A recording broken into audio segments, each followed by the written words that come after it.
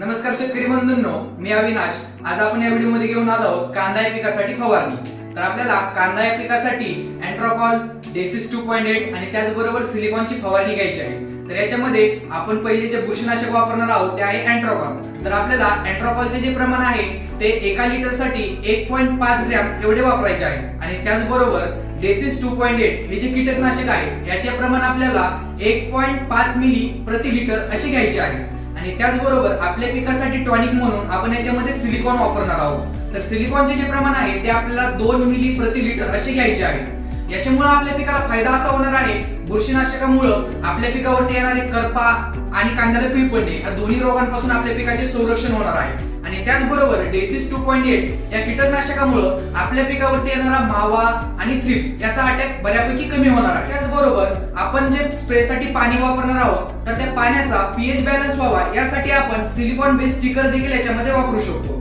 तर याच्यासाठी तुम्हाला ऍक्टिव्हेटर आणि ऍग्री82 असे दोन ऑप्शन आहेत, तुम्ही याच्यापैकी कोणतेही एक सिलिकॉन बेस स्टिकर वापरू शकता।